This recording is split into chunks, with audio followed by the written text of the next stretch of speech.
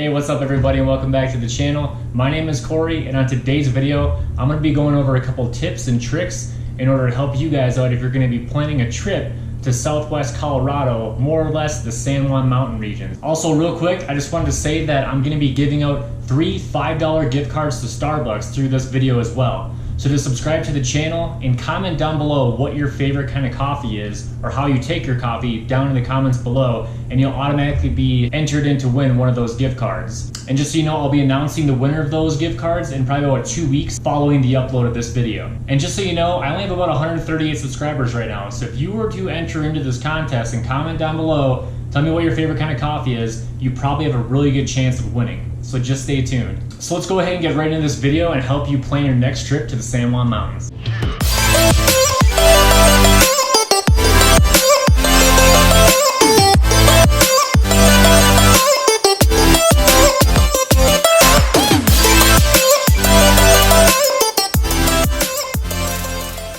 So my girlfriend and I actually just returned from the San Juans a couple weeks ago. When you usually think about the San Juan Mountains, I know most of the time a lot of people are going to be referring to Telluride. It's a beautiful place, especially in the winter months when skiing is open. But for this video, I'm more or less going to focus more on Ouray and Silverton. I personally prefer staying on the east side of the San Juans because they really are tourist-friendly towns with plenty of amenities, hiking trails, and most likely not going to break your bank when it comes to staying in an Airbnb or a hotel. If you want to stay in Telluride, you can range anywhere from $500 to $1,000 a night, depending if you actually want to try to stay in town.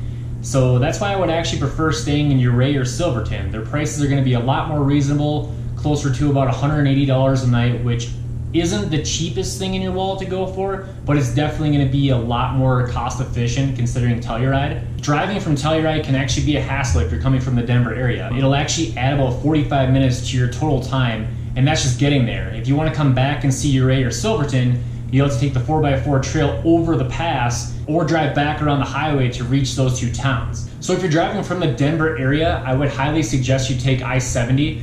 It's going to actually run you through Glenwood Springs, which you can stop at Iron Mountain Hot Springs and kind of relax and unwind if you don't want to make the full jump over there, or drive 6 hours out of your way to get to Silverton right away. Another place you can stop is actually Palisade. It's kind of like the wine country in Colorado. So if you want to stop and try a couple different wines, maybe get some peaches or different kind of spices, that's a really good place to stop to as well. So after driving from Golden, Colorado, we made our way into Silverton for our first night. The first night we stayed at Kendall Mountain Lodge. It ranges from about $115 to $125 a night, just kind of depending on what time you stay. They are dog friendly, so that's a big plus, especially out here in Colorado. I know a lot of people have dogs and they want to take them on trips, so that's really nice to know.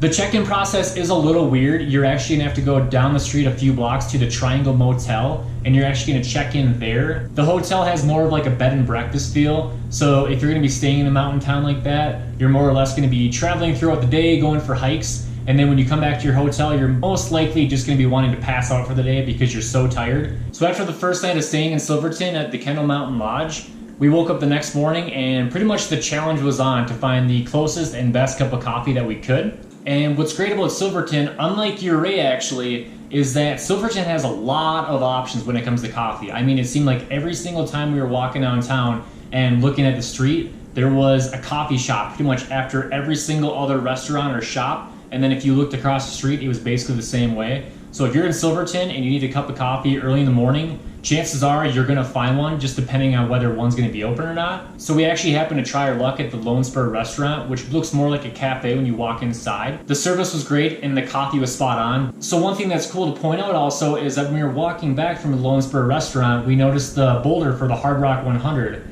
For those of you who don't know what that is, the Hard Rock 100 is basically one of the toughest trail running endurance races anywhere in the world basically. It takes you through a great portion of the San Juan Mountains. It's located just right off the corner of one of the main streets in the downtown Silverton area, so finding it isn't really a problem, and there isn't usually too many people around, so just make sure that you respect the boulder, check it out, maybe take some photos with it, but just make sure you leave it alone and let it be. Getting to what I think is the most important part of the trip is your hike choice for when you're in Silverton. Personally, I think if you're in Silverton, you should definitely go check out Ice Lake's Basin. It's only about a 15-mile drive west of town, and you can get there by any vehicle. The road getting there is just basically a gravel road to a parking lot, and as long as you get there pretty early in the morning, you should have no problem finding a spot to park. Ice Lake Basin Trail is a 9.5 mile heavily trafficked loop trail located near Silverton, Colorado. The trail is primarily used for hiking, camping, snowshoeing, and backpacking, and is best used from April until September. It is definitely a dog-friendly hike, which my girlfriend and I love because living out in Colorado, and a lot of other people, they love taking their dogs on hikes, and this is one you can definitely take your dog on. Along this hike, you're going to see a few things. You're going to see a couple waterfalls. Also, you're going to see 3 different alpine lakes. There's a loop trail that'll actually take you to 2 of the alpine lakes without going to the 3rd one. But the 3rd one that you're going to miss is called Island Lake. And in my opinion, that one's going to be the most scenic that you're going to see. And by far the one that if you're only going to see 1 or 2, that has to be on your list of ones to see. Also to point out, the elevation gain on this hike is about 3,100 feet. So it is a Stairmaster and it is tough for a lot of people. But if you take your time and you just kind of take some breaks along the way and pack plenty of water, I would suggest taking about 2 liters of water with you anyway. I think you'll be just fine completing this hike, and with the views that keep coming throughout the entire hike, you won't be disappointed, and I think it'll actually make you finish the hike even faster by just how many views you're gonna see along the way. And speaking of the conditions being a little bit icy or slippery at times, don't worry if you fall because you're not alone. When we were on our hike, I ended up taking a pretty good dip myself, and luckily I caught myself, but it could have been a lot worse than what it was. So if you want to see me fall in this video and also in the other one, make sure you check out Ice Lakes Basin hike. Now that you're done with the Ice Lakes Basin hike and you want to leave Silverton in the background, it's time to check up to Ouray. From Silverton to Ouray, you're going to be going about 20 minutes depending on the time it takes the traffic to get through the $1 Million Highway. It's a beautiful little highway that connects the 2 towns, and along the way you're going to be seeing a lot of views, which is great. So when we got into Ouray, we actually checked into the Twin Peaks Lodge in Hot Springs, which is just located on the southwest side of town. The Twin Peaks Lodge in Hot Springs has honestly really good accommodations for the town, and it really makes you feel like you're staying in a small chalet in the middle of the Swiss Alps with the decor that's on the outside of the buildings. So one thing that's cool about Ouray that we actually do every time we go there is check out the local hot springs in town. But because of COVID going on, we kind of want to deviate from that plan because being around too many people, it can kind of make people uncomfortable. So what's actually great about the Twin Peaks Lodge is that they have their own private hot springs. Now it's nothing too special, but there is a private room that has a large hot spring tub in it and that can easily fit about 10 people into. Also, if you have any kids coming along on the trip, you can enjoy a gated pool just about 20 feet away from the hot springs. The rooms themselves remind me kind of a packed 90s hotel from when I was a kid. But overall, you can't beat the price in the hotel, and what you get out of it, it's pretty remarkable, especially in this small town that's close enough to Telluride. If you actually want to spend as little money as possible while you're in Ouray for where you want to camp or stay at, I would actually recommend you staying at Base Camp 550. It's about 10 minutes north of Ouray, and for about $110 a night, you can stay in these cool little glamping tents. We stayed in one last year, and it was a really fun time. You get a great view every morning when you wake up. There's a heater, fridge, and a huge bed inside. So like I said, if you don't want to break the bank, that's the place to go. Alright, so let's just say that you just stayed overnight at your hotel or the glamping spot, and now you want to check out some coffee shops early in the morning in Ouray. For your morning coffee, I'd actually suggest having some good instant options available with you in your hotel or wherever you stay. There's plenty of options along with some that have their own bakery inside, but the one thing that is a little letdown right now is that a lot of the locations that you go to in town aren't open on specific days, or that they open for only a few hours. For an example, on Sunday when we got up, we wanted to get our coffee and then go for a hike right away in the morning, but nothing was open. So when we actually went downtown, just like a bunch of other people, there's people walking around like zombies trying to find a cafe, but nothing was open. So we kind of had to make do with what we had in our own possession. But I would highly suggest you bring some instant coffee along just for this case. But when we do get coffee in Ouray, it's usually at this little bakery in the southwest corner of town called the Artesian Bakery and Cafe.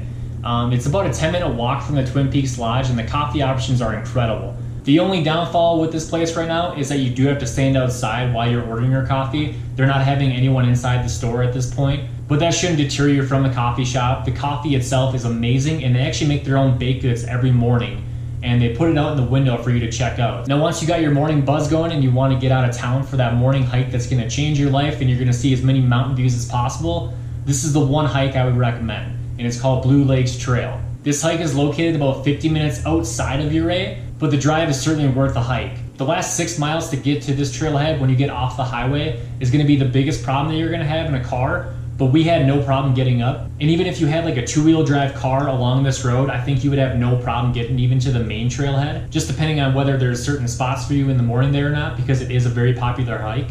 There is a lower parking lot located about 0.8 of a mile lower than the main parking lot, just in case there actually isn't enough spots at the top for you to get to.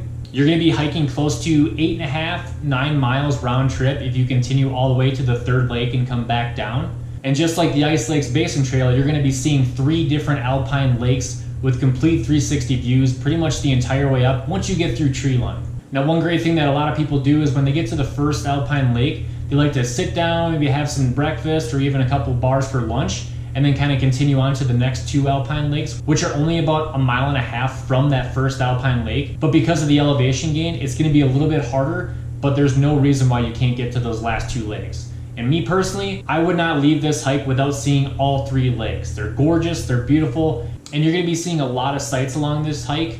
Just like if you were in the Swiss Alps or the Dolomites, it's going to take you back. And if you haven't been there, this is a nice little slice of heaven to get you there if you can't leave the country right now.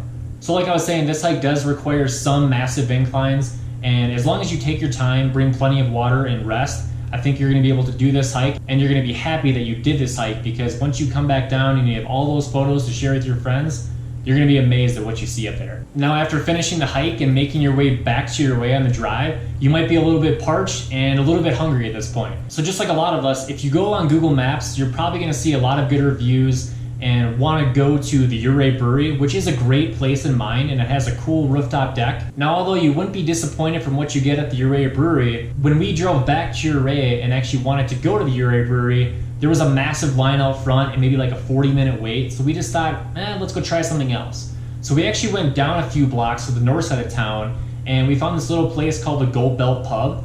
It was recently renovated last year, and they have their own rooftop deck now that actually gives you much more views than the Ouray Brewery actually has. There was this beer there that had a 10% ABV by volume, and it ended up being one of my favorite beers in Ouray that I've ever had. Now, if you actually just want to get a few drinks here or appetizers and then go out for a more traditional restaurant or meal, then I would actually suggest walking literally right across the street to this corner store for the best Thai food in town.